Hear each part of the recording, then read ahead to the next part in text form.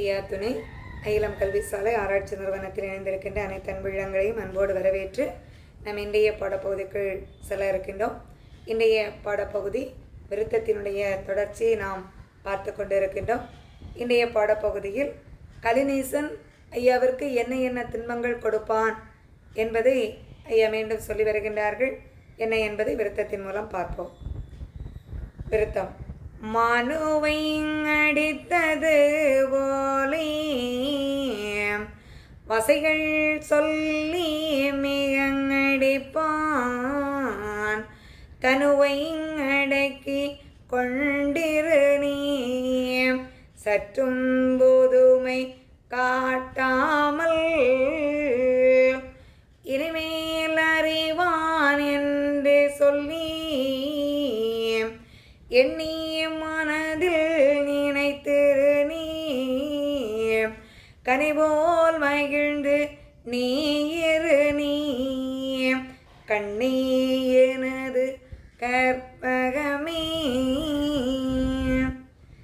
ஐயா நாராயணமூர்த்தி வைகுண்டரிடம் சொல்லுகின்றார், மகனே, கலிநீசன் உன்னை பிடித்து ஒரு சாதாரண மனிதன் என்று எண்ணி ஒரு சாதாரண மனிதனை எப்படி அடித்து துன்புறுத்தி வேதனைகள் செய்வார்களோ அதுபோல உன்னையும் அவன் வேதனை செய்வான்.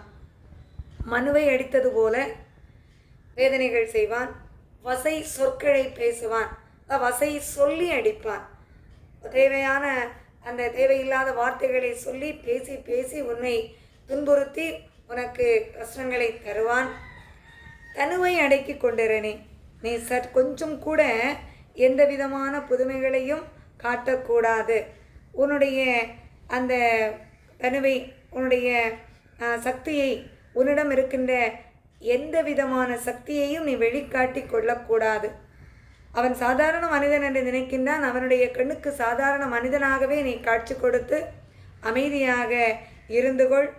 ஆகவே சற்றும் புதுமை, உன்னிடம் இருக்கின்ற அந்த புதுமையை, சக்தியை வெளியிலே நீ காட்டிவிடக்கூடாது. ஒவ்வொன்றாக அவன் இனிமேல் அறிவான் என்று சொல்லிக்கொண்டு மனதில் நீ நினைத்து அமைதியாக இருந்துவிடு.